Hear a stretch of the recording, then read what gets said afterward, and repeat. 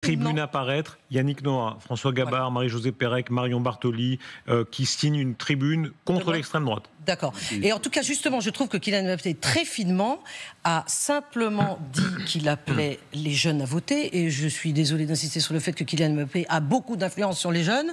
Et leur dire qu'il faut aller voter n'est pas une mauvaise chose. Et qu'il était contre les extrêmes. Il n'a nommé personne, même si tout le monde comprend. Oui, non mais évidemment.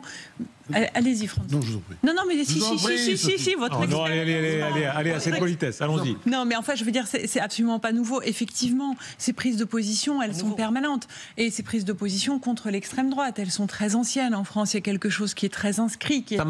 Ça marche Plus ou moins.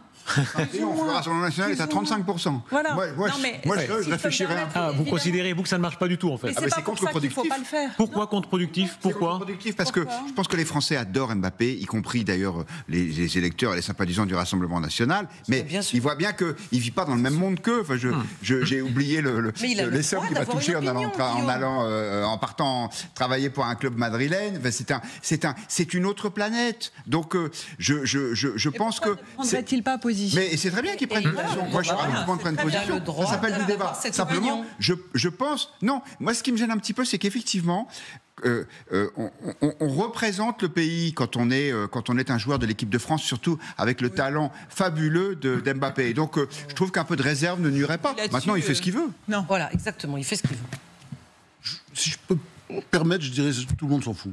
Ça n'a pas d'importance. Non, mais laissez-le l'un après l'autre. Aucune importance, si vous voulez. On regarde un peu, ça n'a aucune influence. Mais si. On voit ce qui se passe aux États-Unis. Mais enfin, il y avait absolument tout le monde culturel et sportif contre Donald Trump. Ils en ont fait des tonnes et des tonnes partout. C'était la fin du monde. Donald Trump a été élu, vous vous souvenez, en 2016.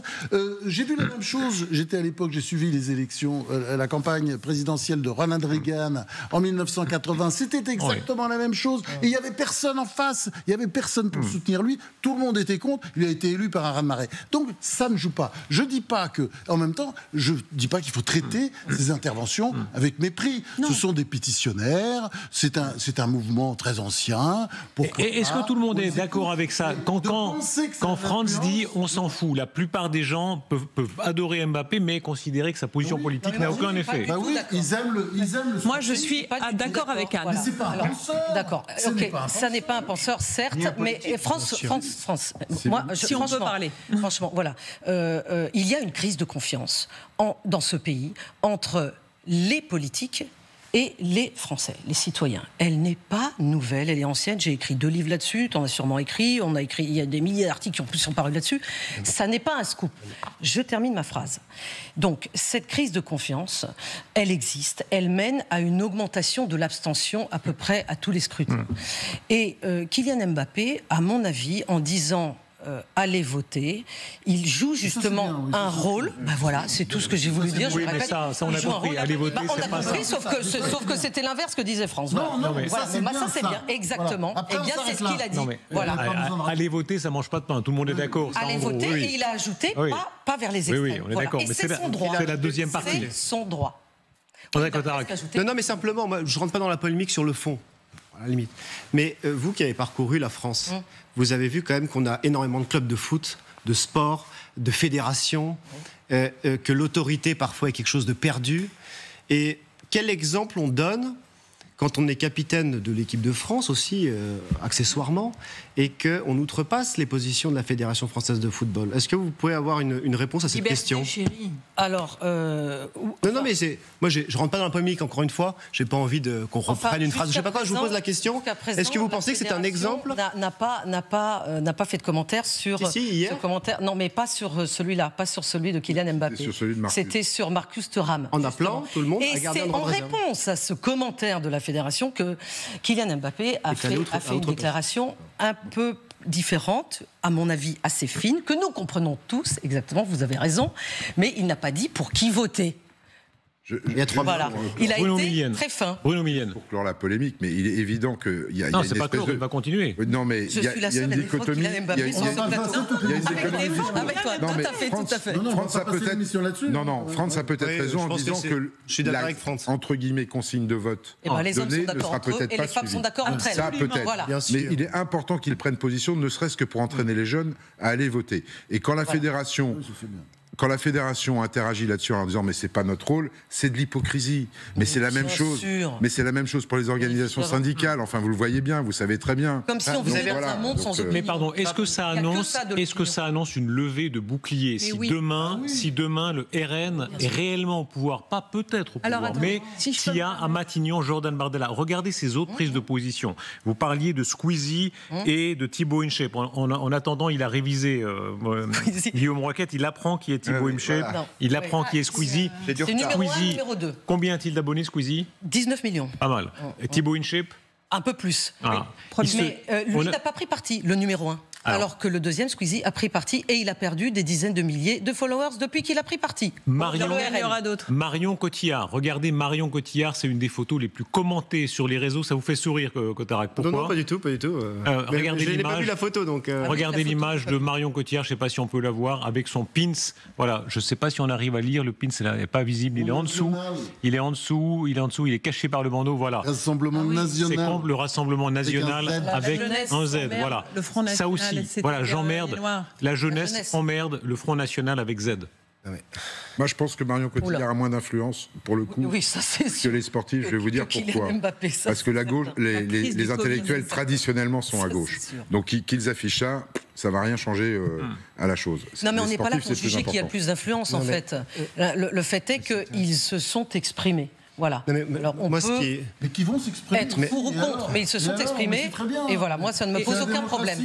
Est-ce que ça annonce un sursaut, c'est-à-dire est-ce qu'il va y avoir, si Jordan Bardella est à Matignon le 8 juillet ou quelques jours plus tard, des centaines de milliers, des millions de gens, pas seulement cette fois les prises de position de Mbappé, Cotillard ou autres, mais des millions de jeunes en particulier dans la rue? Je ne suis pas certaine. Je ne suis pas certaine. C'est pas... En fait, on ne sait pas. Moi, ce que je pense qui va être important, c'est la période qui va précéder l'élection, le deuxième tour. C'est-à-dire qu'on va voir s'il y a une coalition dans la rue, si ça se bataille, si ça prend un peu le feu. Mais si le calme, cette tranquillité à laquelle aspire Marine Le Pen se confirme, je pense que les Français sont extrêmement inquiets par les questions financières, économiques. Il y a l'été qui va commencer, il y a les JO qui vont être lancés. Est-ce qu'il va y avoir une sorte de distraction avec les Français qui vont se dire bon, finalement, on va les laisser voir, on va laisser passer l'été, les JO, au moins avant la rentrée. Ça m'étonnerait qu'il y ait vraiment des millions de gens dans la rue. Et de toute façon, à Paris, la sécurité ne le permettra pas parce que dans 15 jours, il y aura le lancement des JO. Ça ne se passera pas à Paris, mais la crainte que j'ai, parce qu'il y a au moins une personne en France qui ne voudra pas accepter Jordan Bardella comme Premier ministre. Il y en a beaucoup d'autres, mais au moins une. Emmanuel Macron? Non, elle s'appelle Jean-Luc Mélenchon. Et là, le déchaînement des forces de la France insoumise va être terrible. Enfin, je rappelle quand même qu'en juin dernier... Mais peu importe, ça sera en France. En juin dernier, il y a eu 10 jours d'émeutes. Veut dire des milliards d'euros de dégâts, une police qui était à la limite de la rupture. Les transports suspendus dans plusieurs villes de France. Mais absolument, c'est une situation gravissime sur laquelle d'ailleurs le président de la République ne s'est jamais exprimé. Lui qui prend la parole tous les matins pour nous commenter le fait du jour, y compris quand il n'est pas très important, là il a été d'un silence absolu. Donc moi je veux bien qu'il y ait des risques de troubles avec le Rassemblement national. C'est d'ailleurs effectivement probable, et en tout cas on peut compter sur Jean-Luc Mélenchon et ses amis pour faire le maximum là-dessus, mais malheureusement les troubles, les Français ils les ont déjà connus. Avant de nous couper, Monsieur Cotarac et Monsieur Ménez, oui ou non, le Front National à Matignon, le Rassemblement National, c'est le désordre et le chaos, oui ou non? Ah mais obligatoirement, que ce soit Jordan Bardella ou que ce soit Jean-Luc Mélenchon, il y aura du désordre, il y aura du chaos. En plus sur 2 programmes qui ne sont pas réalistes économiquement. Pardon, mais vous l'avez dit, Jamais on a eu des émeutes comme on a vécu sous Emmanuel Macron. Jamais on a eu un mouvement des gilets jaunes, une détresse sociale, une faillite d'entreprise pour les entrepreneurs. Jamais on a eu des mois et des mois de manifestations sur la réforme des retraites. Le chaos migratoire, sécuritaire et social, c'est la Macronie. Et s'il y a un vote d'adhésion pour le RN, c'est justement pour rétablir l'ordre et les lois de la République. Moi, je veux bien qu'à chaque fois qu'il y ait une chure de pigeons qui tombe quelque part, ça soit de la faute de Macron, mais au bout d'un moment, ça suffit. Non, mais c'est votre bilan, il faut le respecter, attendez, c'est ça aussi. On a protégé les Français comme jamais en Europe pendant la crise Covid, on a payé les salaires de tout le monde, on a sauvé les entreprises. C'est pas vrai, mais arrêtez. Oui, il y a quand même eu les gilets jaunes. Mais la colère des gilets jaunes ne s'est pas effacée. Les gilets jaunes, c'était quelque chose qu'on sentait venir, on ne savait pas comment ça allait se traduire. Et ils ont été méprisés.